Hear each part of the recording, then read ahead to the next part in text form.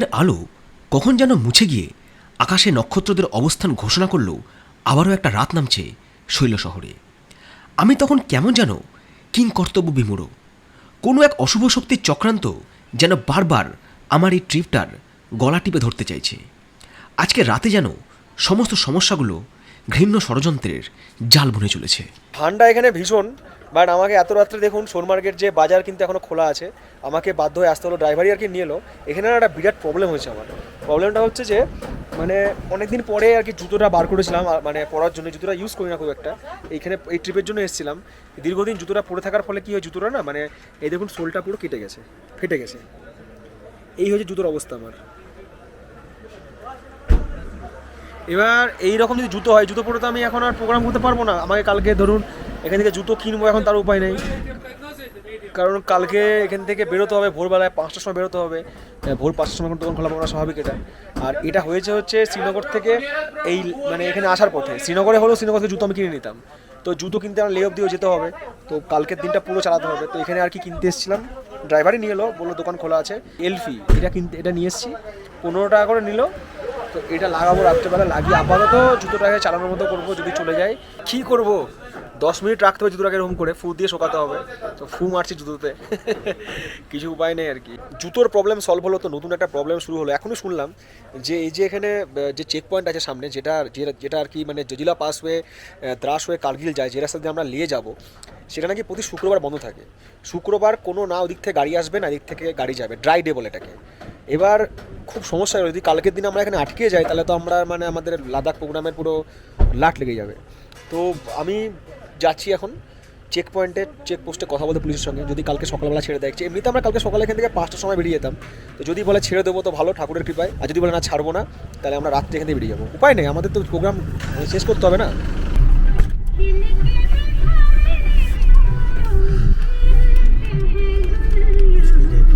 বাইরে দাঁড়িয়ে আপডেটটা দিতাম, কিন্তু ভেতরে ঢুকে গেলাম, গাড়ির ভেতরে ভীষণ ঠান্ডা লাগছে। আর দ্বিতীয়ত এখানে পুলিশ চেক পয়েন্ট আছে, তো যেখানে ক্যামেরা করলে যে ঝামেলা হয়। গিয়ে বললাম নমস্তে सर जी, कल हम लोगों को निकलना है यहाँ से, तो कल तो शुक्रवार है, फ्राइडे है, ड्राई डे है, तो क्या करें। तो वो बोला कि জলদি নিকাল জানা, রাস্তা का काम होगा, কাল রাস্তার কাজ হয় আর কি, ওই জন্য আপ ডাউন সমস্ত বন্ধ থাকে। প্রতি শুক্রবারই কিন্তু এটা হয়, এটা আপনারাও জেনে রাখুন। ওই জন্য আমরা তো ঠিক করেছিলাম যে আমরা ভোর 5টার সময় বেরিয়ে যাবো এখান থেকে। তো বললাম স্যার তাহলে 5টার সময় আমরা যদি আসি কোনো সমস্যা হবে, আমাদের সব ফ্যামিলি আছে, তো যেতে হবে আমাদেরকে, লাদাখ যাবো। তো বল ঠিক আছে চলে আসুন, কোনো সমস্যা নেই। তো রাত্রে খাবারে যেটা অর্ডার দিই সেটা হচ্ছে রুটি, ভাতটা চালটা একটু অন্যরকমের লাল লাল চাল, আর হচ্ছে ডাল ফ্রাই, তরকা টাইপের বিউলির ডাল আছে ওর মধ্যে। আর এটাকে কী বলছে, এটা কাবাব। হ্যাঁ, ইয়াত ইতনা বড়া বড়া কাবাব, কি এটা কি কাবাব জানি না, একটা রোল টাইপের কেটে দিয়েছে, কাবাবের সাথে বেশ ভালো গ্রেভি দিয়েছে। তো ওই দিয়ে আর কি খাচ্ছি। এই রুটিটা খেতে পাচ্ছি না বলে কষ্ট হচ্ছে। এক পিস রুটির দাম হচ্ছে 20 টাকা। এখানে আশেপাশে অনেক হোটেল আছে, বাট অস্বাভাবিকভাবে কিন্তু এখন হোটেলের রেট এখানে খুব বেশি। তো আমি যে ঘরটা নিয়েছি সেই ঘরটা নিয়েছে 2000 টাকা বলছিল, অনেক বলা করে 1750 টাকা আর কি ম্যানেজ করেছি। দুটো ঘর নিয়েছি, নিচে একটা ঘর আছে আর ওপরে একটা ঘর আছে। বাট এখানে কিন্তু কোনো গিজার নেই, মানে সকালবেলা গরম জল আসবে নল দিয়ে, ওই ওদের বয়লার আছে, সেখানে কিন্তু গরম জল ইউজ করতে হবে। এবং এখন যখন কিন্তু সন্ধ্যাবেলা কিন্তু আপনি কোনো গরম জল পাবেন না। আর ঘর মোটামুটি মানে খুব ভালোও নয়, আবার ওই চলে যাওয়ার মতো আর কি। বাট আপনার মনে হতে পারে যে এই জায়গায় এসে কিন্তু এই ঘরটার মানে রেট অনেকটাই বেশি। লাইট টিমে একটা লাইট আছে এখানে, টিমে লাইট। এই যে হচ্ছে বেসিন, লট ঝরে, এই দেখুন খুলে গেল। উফ বাবা, এই হচ্ছে একটা আর কি কোমোড। বাথরুমে ঢুকে জামা কাপড় কোথায় রাখবেন, জামা কাপড় রাখতে পারবেন আপনি এখানে। এই যে প্রেক মারা আছে, এই যে এই প্রেকে ঝোলাতে হবে। এবার ভাবতে পারেন যে আমরা কেন এখানে থাকলাম। অ্যাকচুয়াল টাইম আমাদের অনেক দেরি হয়ে গেছিলো, আজকে সন্ধ্যা হয়ে গেছিলো।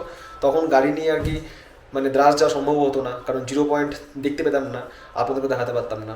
তো বাধ্য হয়ে আজকে আমরা এই রাত সোনমার্গে আছি। যাই হোক, তাড়াতাড়ি শুয়ে পড়বো, আজকে ক্লান্ত শরীর। তারপর কালকে সকালে উঠে জার্নি করবো লাদাখের পথে, আমি আর সাথে কিন্তু আপনারা সবাইকে শুভরাত্রি, সবাইকে নতুন ভোরের শুভেচ্ছা। আজকে আমাদের লাদাখ ভ্রমণের 3য় দিন। এই মুহূর্তে আছি সোনমার্গে। গত রাত্রে যখন ভিডিও শেষ করেছিলাম তখন বলেছিলাম যে আজকে কিন্তু আমাদের খুব সকালবেলা বেরোতে হবে। তো ঘড়ির কাঁটায় বেজে গেছে সকাল 5টা বেজে 5 মিনিট। আমরা সবাই রেডি হয়ে গেছি, আমাদের মালপত্র গাড়ি তোলা হচ্ছে। একটু অনেক আগে যদি উঠেছি তখন রাত ছিল, কিন্তু এখন ধীরে ধীরে ভোরের আলো ফুটেছে।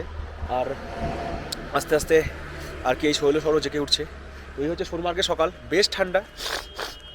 যে কোনো রকম গ্রুপ ট্যুরে যদি প্রোগ্রাম ম্যানেজমেন্টের সঙ্গে সঙ্গে ফান্ড ম্যানেজমেন্টটাও ঠিকঠাকভাবে মেনটেন করা হয় তাহলে কিন্তু প্রোগ্রামটা অনেকটাই স্মুথলি হয়। মানে আমরা একটা সিস্টেমে চলছি, যেহেতু আমরা গ্রুপে এসেছি সেহেতু আমরা প্রতিদিন মানে একজনকে দায়িত্ব দিচ্ছি এবং তাকে একটা নির্দিষ্ট পরিমাণ টাকা, ধরুন 2000, সবাই মিলে 2000 বা 3000 করে দিয়ে দিচ্ছি এবং সেই টাকাটা তার কাছে রাখছি এবং সমস্ত খরচ এক জায়গা থেকে হচ্ছে এবং খরচ লেখা হচ্ছে এবং তারপরে শেষে দিনের শেষে হিসাব করা হচ্ছে যে কত খরচ হলো। আবার যখন ফান্ড কমে যাচ্ছে আবার আমরা সেটাকে পূরণ করছি। এভাবে কিন্তু করলে আপনার ঘোরাটা ঠিকঠাক হবে এবং খরচটা এক্স্যাক্টলি কত হচ্ছে সেভাবে কিন্তু অ্যাডজাস্ট করে আপনি ঘুরতে পারবেন। রোদের উত্থানের সঙ্গে সঙ্গে কুয়াশা কেটে যাওয়ার মতো সোনমার্গের চেকপোস্টের প্রবেশপথ খুলে গিয়ে আমাদের স্বাগতম জানালো নতুন সফর।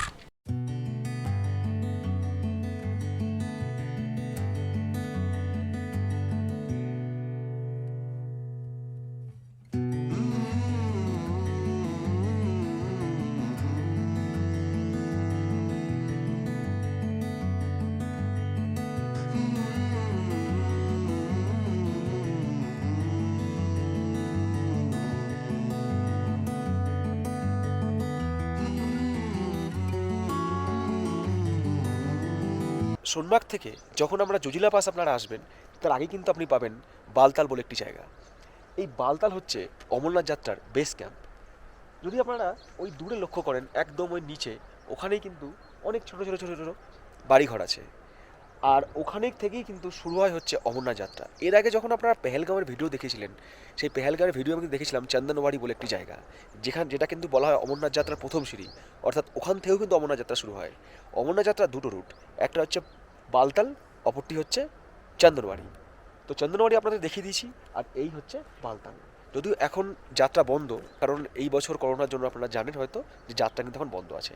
অমরনাথ যাত্রা 2021-এ আদৌ শুরু হবে কিনা তার উত্তর জানা না থাকলেও বালতালকে পাশ কাটিয়ে আর মনে মনে অমরনাথের নাম স্মরণ করে আমাদের যাত্রা আবারও শুরু হলো। নতুন সকালের আলো তখন এক পাহাড় থেকে আরেক পাহাড়ে প্রতিফলিত হয়ে আমাদের জানাচ্ছে স্বাগতম। আর সেই সাথে পথ ধীরে ধীরে উচ্চ থেকে উচ্চতর আকার ধারণ করছে। সবুজের বাহার ক্রমশ মিলিয়ে গিয়ে ধরা দিচ্ছে রুক্ষতার অজানা রূপ।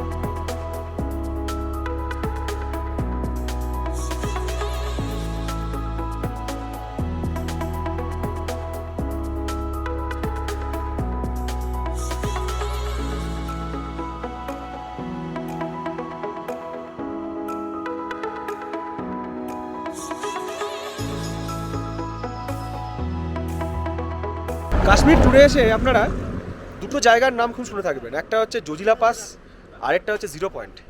যারা সোনমার্গ বেড়াতে আসেন তারা তো অবশ্যই দেখেছেন জজিলা পাস আর জিরো পয়েন্ট।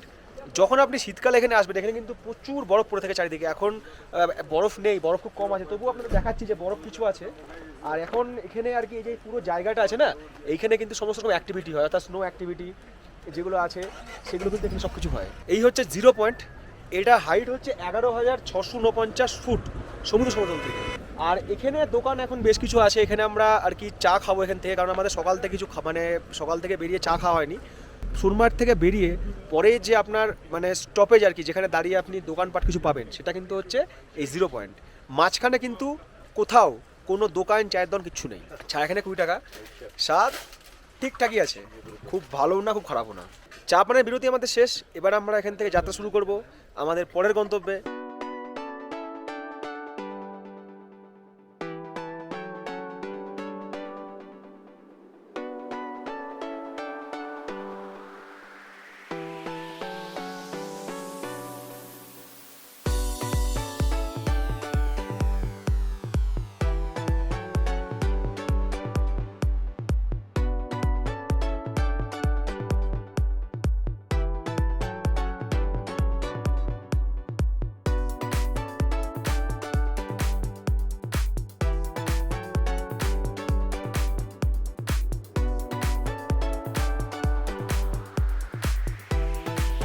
এই জায়গাটার নাম হচ্ছে মিনিমার্গ। এখানে আমাদেরকে দাঁড়াতে হলো, দ্রাসের আগে হচ্ছে মিনিমার্গ, এই জন্যই লাইন।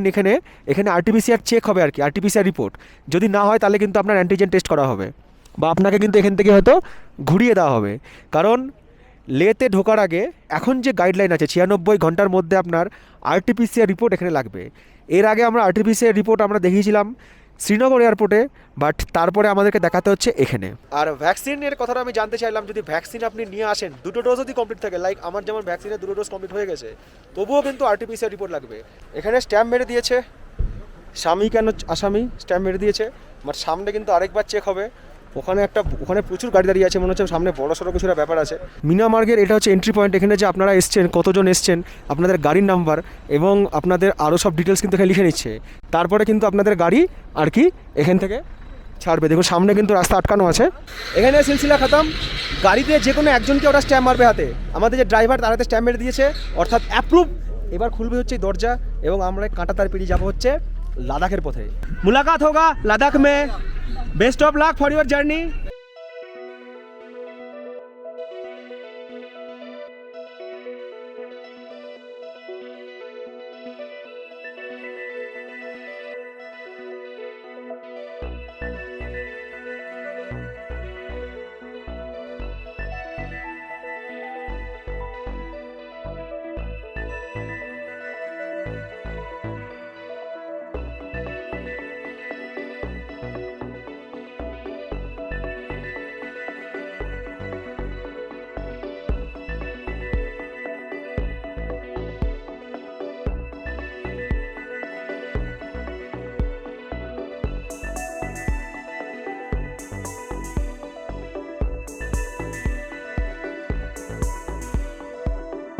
এই মুহূর্তে আমরা চলে এসেছি হচ্ছে দ্রাসে। দ্রাস হচ্ছে সাইবেরিয়ার পরে কিন্তু ওয়ার্ল্ডের মধ্যে সবথেকে শীতলতম জায়গা যেখানে মানুষ বসবাস করে। তো এই হচ্ছে দ্রাস। এখানেও আপনারা থাকতে পারবেন যদি আপনারা এখানেও রাত্রিবাস করতে চান। যারা লে লাদাখ ট্রিপ করে তারা কিন্তু অনেকে দ্রাসেও নাইট স্টে করে, অনেকে দ্রাস পেরিয়ে গিয়ে কার্গিলেও নাইট স্টে করে। এখানে অনেক হোটেল দোকানপত্র সব আছে। শুধু শীতলতম জায়গা বলেই নয়, 1999 সালে কিন্তু ভারত পাকিস্তানের যে কার্গিল যুদ্ধ হয়েছিল, সেই কার্গিল যুদ্ধের কিন্তু অন্যতম সাক্ষী হচ্ছে এই দ্রাস। দ্রাস থেকে কার্গিলে যাওয়ার পথে 1999 সালের কার্গিল যুদ্ধ কথাটা মনে পড়তেই মনে কেমন যেন উত্তেজনার সঞ্চার হতে লাগলো। সেই সাথে মনে পড়ে গেল বহুবার শোনা সেই গল্পটা। তবে এটা গল্প নয়, নিখাত বাস্তব। টাটকা রক্তে ভেজা ভারত মায়ের আঁচল। কঠিন হয়ে এলো চোয়াল, আর চোখের কোণে জমা হলো অসময়ের শ্রাবণের ধারা। আমরা চলে এসেছি এই মুহূর্তে কার্গিল ওয়ার মেমোরিয়ালের সামনে। শ্রীনগর থেকে লাদাখ যাওয়ার পথে অন্যতম আকর্ষণ কিন্তু এই কার্গিল ওয়ার মেমোরিয়াল। কার্গিল যুদ্ধে যেসব ভারতীয় জওয়ানরা শহীদ হয়েছিলেন তাদের স্মৃতির উদ্দেশ্যে কিন্তু এই ওয়ার মেমোরিয়াল তৈরি করা হয়েছে। 1999-এ যখন কার্গিল যুদ্ধ হয়েছিল তখন কিন্তু পেছনে যদি আপনারা দেখেন অনেক দূরে কিন্তু একটা বরফের উঁচু পাহাড় আছে যেটাকে বলা হচ্ছে টাইগার হিল। পাকিস্তান কিন্তু ওই পর্যন্ত চলে এসেছিল এবং কিন্তু আমাদের ভারতীয় সেনাদের আত্মবলিদান, তাদের যুদ্ধ কিন্তু এই জায়গাটা পুনরুদ্ধার করতে সাহায্য করেছিল। আর এখানে হয়েছিল কার্গিলের যুদ্ধ।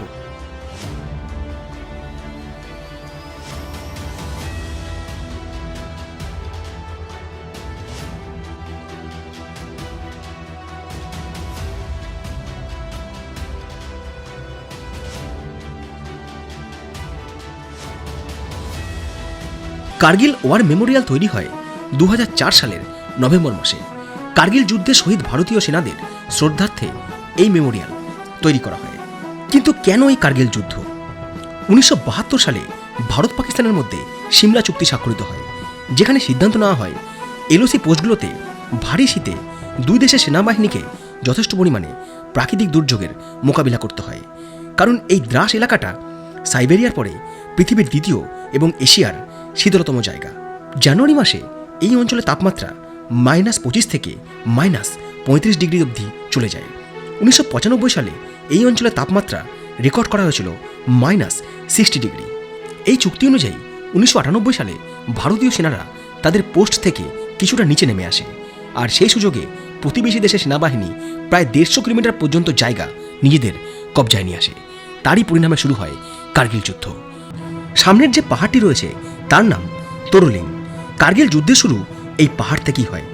বাম দিকে দুটো বরফের চূড়া রয়েছে, যার একটার নাম টাইগার হিল এবং অন্যটি রাইনো হিল। এরই মাঝে একটি গোলাকার পয়েন্ট আছে যার নাম পয়েন্ট 4875। কার্গিল যুদ্ধের পরে এই জায়গার নাম হয় বাত্রা টপ। ওইটা হচ্ছে ওপরে, ওইটা হচ্ছে টাইগার হিল। ওইদিকে পাকিস্তানের আর্মিরা ওই জায়গাটাকে ক্যাপচার করেছিল এবং ওখান থেকে ফায়ারিং করছিল।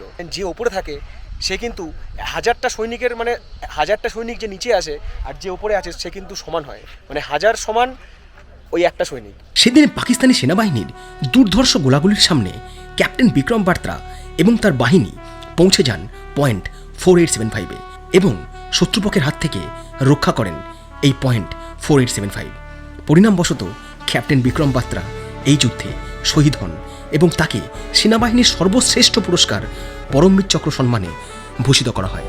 আর সেদিন থেকে এই টপের নাম হয় বাত্রা টপ। কার্গিল যুদ্ধ শুরু হয়েছিল 20 মে 1999 এবং এই যুদ্ধ শেষ হয় 26 জুলাই 1999। এই মেমোরিয়ালে 24 ঘন্টা একটি জ্যোতি জ্বলতে দেখা যায় যার নাম হচ্ছে অমর জওয়ান জ্যোতি। এর পেছনে স্বর্ণাক্ষরে লেখা আছে কার্গিল যুদ্ধে শহীদ প্রায় 559 জন জওয়ানের নাম।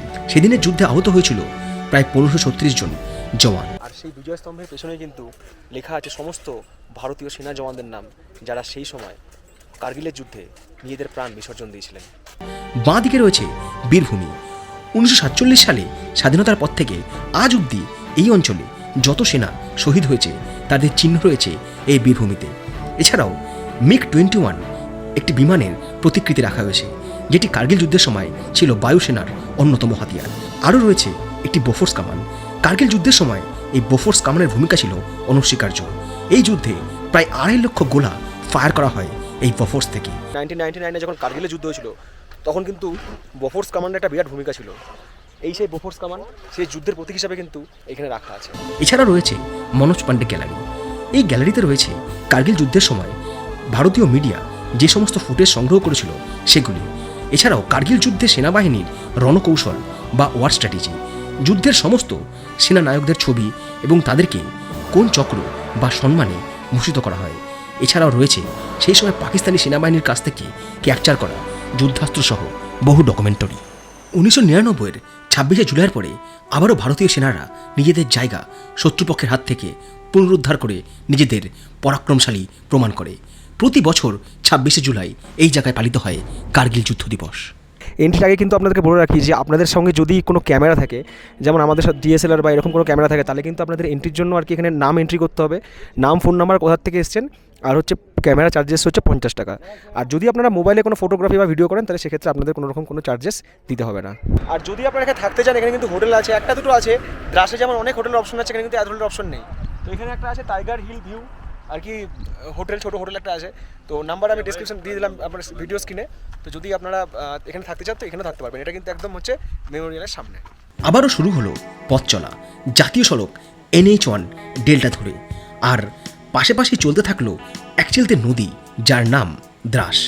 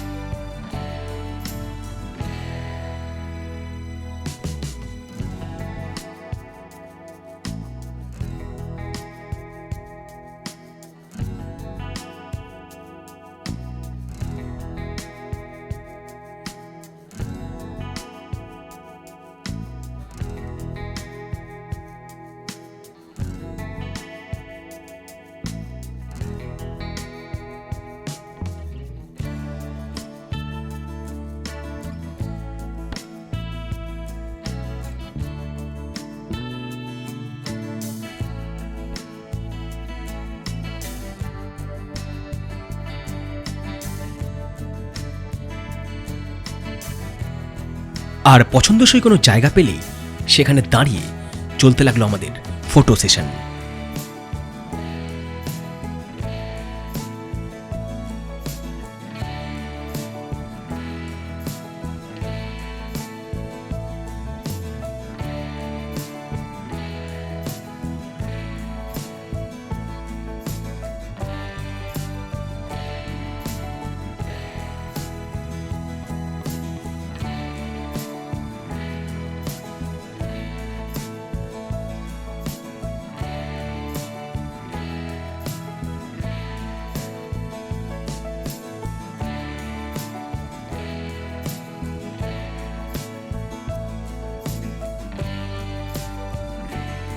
কার্গিল ওয়ার মেমোরিয়াল থেকে 54 কিলোমিটার পথ চলার পরে আমরা পৌঁছে গেলাম কার্গিল শহরে। অর্থাৎ সোনমার্গ থেকে মাত্র 123 কিলোমিটার পথ চলা সম্পূর্ণ হলো। এরপর প্রকৃতি ধীরে ধীরে পাল্টে গেল। এতদিন যেমনটা দেখেছি লাদাখের বিভিন্ন ভিডিওতে, সেই আকাশ, সেই প্রকৃতি, সেই পাহাড় আজ ধরা দিল দুই চোখের ক্যামেরায়।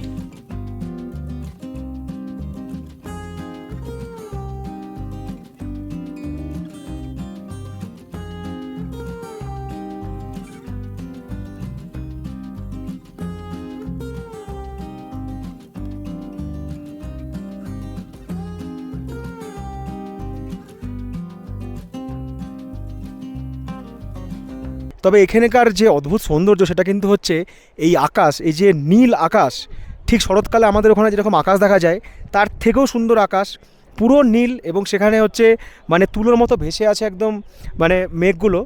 আর সেই সাথে ওই চারিদিকে যে পাহাড়গুলো না, মাটির পাহাড়, মানে আমরা এতদিন যে ধরনের পাহাড় দেখেছি সিকিমে, দার্জিলিংয়ে বা অন্যান্য জায়গায়, সেরকম কিন্তু পাহাড়গুলো নয়, মাটির পাহাড়। কাবুল, আফগানিস্তান এরকম জায়গা যদি আপনারা কখনো ভিডিও দেখে থাকেন, সেই জায়গার সাথে কিন্তু এই জায়গার অনেক মিল আছে। আমি আমার ক্যামেরা আপনাদেরকে দেখানোর চেষ্টা করব।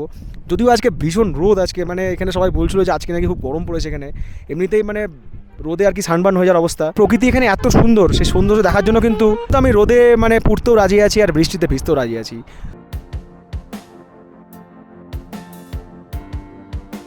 ঘড়ির কাঁটায় বিকেল 3:20 এই মুহূর্তে আমরা এসে পৌঁছেছি শ্রীনগর থেকে লে যাওয়ার পথে নামিকলা পাস।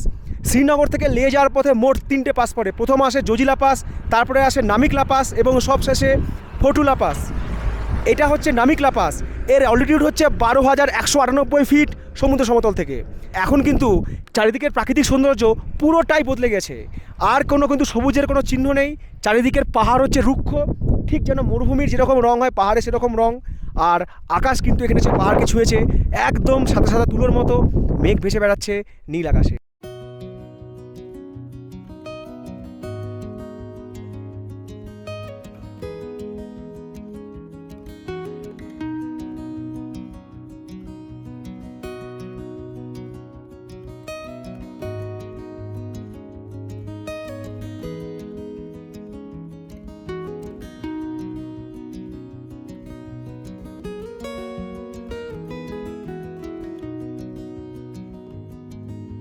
শ্রীনগর থেকে লের পথে আমরা এসে পৌঁছালাম তৃতীয় পাস ফাটুলা পাসে। এই যে ফাটুলা টপ বা ফাটুলা পাস, এর অল্টিটিউড হচ্ছে 13,479। এখানে প্রচুর হাওয়া দিচ্ছে, জানি না আমার কথা কতটা শোনা যাচ্ছে। অনেক বাইকার্সরা এখানে আছে। এই রাস্তা দিয়ে আমি গাড়ির থেকেও বেশি বাইকার্সকে দেখতে পাচ্ছি, যারা বাইক নিয়ে ট্রিপ করে, লে লাদাখ ট্রিপ করে। সব বাইকার্সরা কিন্তু এখানে এসে ছবি তুলছে, এবং তাদের এই যে অভিযান, এই যে লাদাখ অভিযান, এবং এই যে তারা পাসগুলোকে পার করছে, সেই অভিযানের কিন্তু সাক্ষী ক্যামেরা বন্দি করছে। কাহা সে আয়ে হ্যাঁ? हम लोग महाराष्ट्र से आए हैं, शोलापुर महाराष्ट्र। कैसा लग रहा है ये रास्ता? एकदम बढ़िया, चैलेंजिंग है, टोटल चैलेंजिंग। कब निकले थे? हम लोग निकले थे फर्स्ट को निकले थे पुणे से, 3 को पहुंच गए जम्मू। अच्छा। और वहाँ से जम्मू, श्रीनगर, पटनी टॉप, पहलगाम और सोनमर्ग करके अभी यहाँ पे आए। कितना दिन का प्रोग्राम है टोटल? टोटल 20 डेज़ का है, पुणे टू पुणे। अच्छा लग रहा है? एकदम बढ़िया, इट्स चैलेंजिंग। सब बाइकर को आना चाहिए? डेफिनेटली आना चाहिए। जब तब जिसमें मस्ती है, अच्छा, जब तक यहाँ पे नहीं आएगा पता नहीं चलेगा कि अपने कितनी कितनी मस्ती है। कितनी मस्ती है। সবাই একটা কথাই বলছে কিন্তু, যে বাইকার্সরা যারা বাইক চালাতে ভালোবাসে, যারা বাইক রাইড করতে ভালোবাসে, তাদের কিন্তু সবার অন্তত জীবনে একবার লাদাখ আসা উচিত। কতটা তাদের মধ্যে জোশ আছে, কতটা তাদের মধ্যে উন্মাদনা আছে বা উত্তেজনা আছে, কতটা তারা বাইক রাইডকে ভালোবাসে, কতটা তারা চ্যালেঞ্জিংকে ভালোবাসে, তার জন্য কিন্তু লাদাখ আপনাকে আসতে হবে একবার। ক্ষণিকের সুযোগ পেয়ে খুব অল্প সময়ের জন্য হলেও নিজের বহুদিনের কাঙ্ক্ষিত ইচ্ছেটা পূরণ করার সুযোগ পেয়ে গেলাম।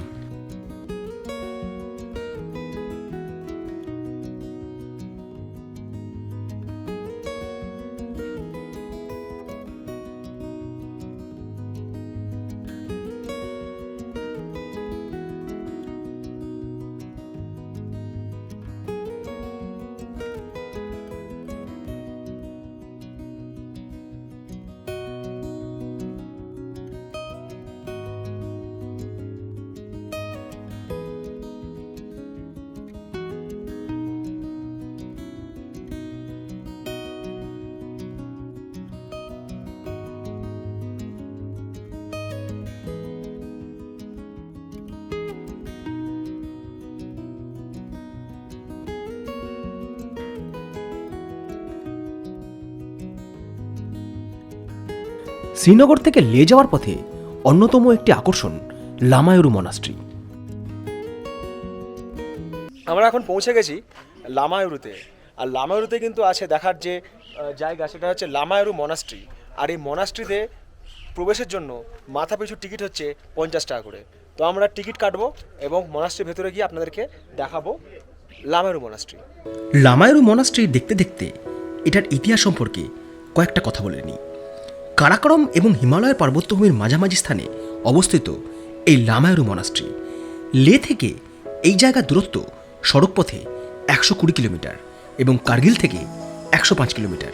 আজ যেখানে লামায়ুরু মনাস্ট্রি, 10ম শতাব্দীতে এখানে একটি জলাশয় ছিল। একজন বৌদ্ধ ভিক্ষু যার নাম ছিল নরপা, তিনি নাগদেবতাকে প্রার্থনা করেন এবং নাগদেবতার আশীর্বাদে এই জলাশয়ের জল শুকিয়ে একটি স্বস্তিকা প্রকট হয়।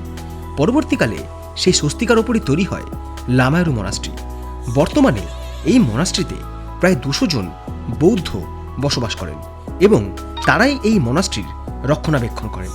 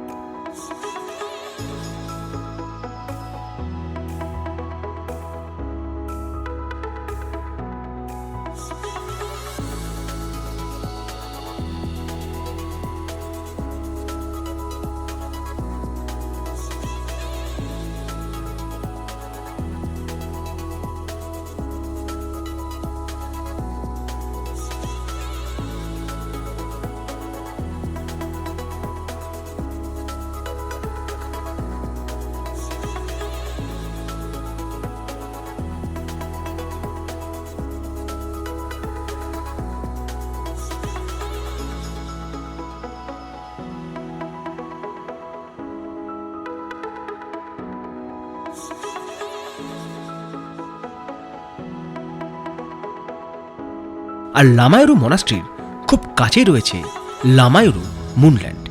এই লামায়ুরু মুনল্যান্ড নিয়ে একটি মিথ বা জনশ্রুতি প্রচলিত রয়েছে। বেশ কিছুদিন আগে ফেসবুকে একটা পোস্ট দেখেছিলাম, একটা জায়গা খুব ভাইরাল হয়েছিল, সেটা হচ্ছে মুনল্যান্ড। লামায়ুরু পার করেই এই জায়গাটা, যে জায়গাটাকে বলা হচ্ছে মুনল্যান্ড।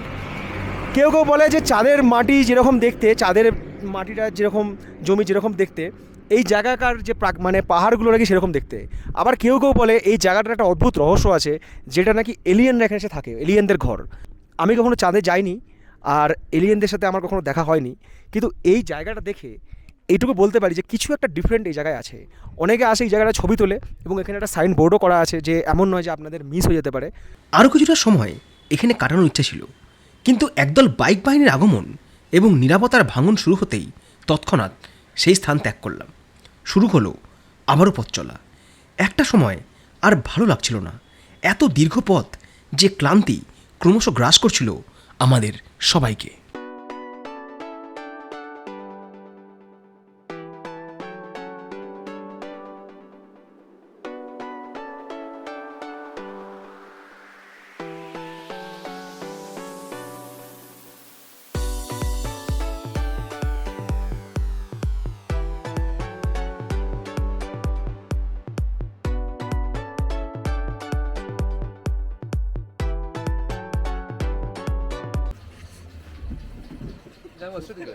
খিদে পেয়েছে? হ্যাঁ, কতটা? অনেক। এখানে ছোটোখাটো অনেক ধাবা আছে রাস্তার মধ্যে, খুব ভালো হোটেল আপনি পাবেন না। ছোটোখাটো ধাবা, পাঞ্জাবি ধাবা পেয়ে যাবেন, যেখানে আপনি রুটি, তরকারি, সবজি, ডাল, ম্যাগিগুলো পেয়ে যাবেন। তো আমাদের টিমের সবাই আর কি খাবার নিয়ে নিয়েছে এখানে। কেউ নিয়েছে রুটি, ডাল, আমি নিয়েছি যেমন হচ্ছে ম্যাগি। তো এই আর কি খাবো, ঠোঁট ফেটে গেছে, ঠান্ডাও লাগছে। তো খেয়ে আবার এখান থেকে স্টার্ট করবো হচ্ছে আমরা লেট দিকে। বিকাল বলা ভুল, এখন ঘড়ির কাঁটায় বেজে গেছে সন্ধে 6:45। এই যে দেখিয়ে দিচ্ছি একবার, এই যে সন্ধে 6:45। আমাদের এখন সন্ধে, কিন্তু এখানে এখন দুপুর। তো এই শেষ সন্ধে বলুন বা এই ভর দুপুরে বলুন, নিয়েছি পাঞ্জাবি ধাবার আর কি স্পেশাল চা, এই কাঁচের গ্লাসে চা। বাহ, দারুণ। এই ধাবাটা বন্ধ ছিল, তো এই ধাবাটা খুলেছে, 2 দিন হলো খুলেছে। আস্তে আস্তে সব কিছু খুলছে। তো আপনারা যারা লাদাখ প্রোগ্রাম করছেন তাদেরকে আমি বলবো, তারা নিশ্চিন্তে আসুন, সব ঠিক আছে।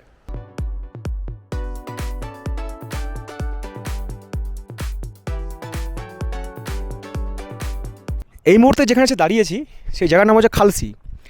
খালসির গল্পটা হচ্ছে এটাই যে এখানে মানে গল্প মানে সবই এখন কোভিডের গল্প। তো এখানে কিন্তু আমাদের আরও একবার আরটিপিসিআর যে রিপোর্ট, সেই রিপোর্টটা এটা দেখবে। দেখার পরে তারপরে আমাদেরকে আগে যাওয়ার অর্থাৎ লের দিকে যাওয়ার এন্ট্রি দেবে। যদি কোনো মানুষ আরটিপিসিআর রিপোর্ট না করে আসেন তাহলে তার এখানে অ্যান্টিজেন টেস্ট হবে। অ্যান্টিজেন যদি নেগেটিভ হয় তবেই তাকে এখান থেকে ছাড়বে, এবং সেই সাথে আরটিপিসিআরও হবে। অ্যান্টিজেন এবং আরটিপিসিআর, এবং অ্যান্টিজেন ধরুন তার নেগেটিভ হলো, তাকে ছাড়লো, আরটিপিসিআরও এখানে টেস্ট করছে সঙ্গে সঙ্গে, এবং সে লেতে গিয়ে কোথায় হোটেলে উঠছে তার ফোন নাম্বার সব লিখে রাখবে এরা। যদি পজিটিভ হয় তাহলে কিন্তু মানে আর কি জানিয়ে দেবে এরা যে আরটিপিসিআর আপনার পজিটিভ, তখন আবার লেতে যে আছে, যে হোটেলে আছে সেখানে জানাবে, সেটা তখন আবার ওখান থেকে কোয়ারেন্টাইন করবে। এই হচ্ছে কোভিডের গল্প। তো কোভিড পরিস্থিতিতে বেড়াতে আসা কিন্তু চাপের ব্যাপার, মানে সব দিক থেকে। কারণ আপনারা দেখছেন সব জায়গাতে যে ভ্যাকসিনের কিন্তু কোনো রকম কোনো ভ্যালু নেই এখনও অবধি। মেন হচ্ছে আরটিপিসিআর রিপোর্ট। তো আমাদের রিপোর্ট সাথে আছে, রিপোর্ট আমি এখানে সোয়াপ করে দেখালাম রিপোর্ট।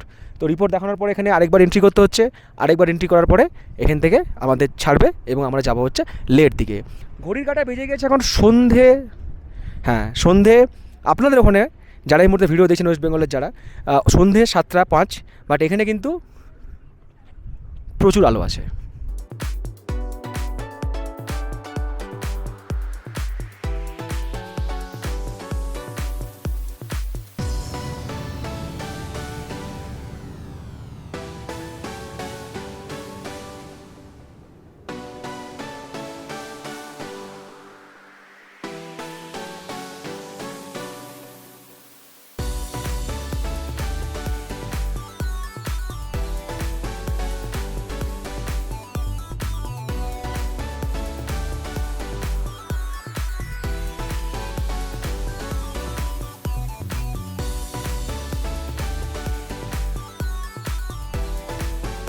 ঘড়ির কাঁটা বলছে রাত 10টা।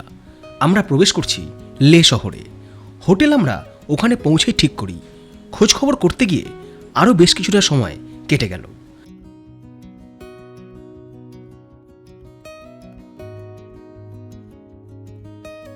চলে এসেছি রুমে। ঘড়ির কাঁটায় রাত্রি 11টা। 10টার সময় পৌঁছেছি লাদাখ, আমাদের ড্রাইভারের সাহেবের করলেন আর কি। প্রচুর ক্লান্ত। একবার রুমটা আপনাকে দেখিয়ে দিই। টোটাল এই হচ্ছে আমাদের রুম, এই হচ্ছে বিছানা, জানলা বেশ সুন্দর, খোলা মেলা চারিদিকে, গাছগাছালির মধ্যে। বড় একটা টিভি আছে, যদিও টিভি আমি দেখবো না। এইদিকেও জানলা আছে, জানি না অন্ধকারে বাইরে কি দেখা যাবে। এই যে এখানে আছে হচ্ছে ওয়ার্ড্রপ, এখানে আরও কম্বল আছে, ড্রয়ার আছে, আর এই হচ্ছে এক্সট্রা চটিও আছে। বাথরুম যার জন্যই হচ্ছে বাথরুম, মেশিন। যেটা নেই এখানে সেটা হচ্ছে গিজার। এখানে গরম জল আসে আর কি, পুকুরের বয়লারে গরম জল হয় এবং টাইমে টাইমে গরম জল আসে। আর ইচ্ছে না থাকলেও রাতের ডিনার শেষ অবধি খেতেই হলো। কারণ দীর্ঘ পথের ক্লান্তি খিদেটাকে অনেক আগেই চুরি করে নিয়েছে।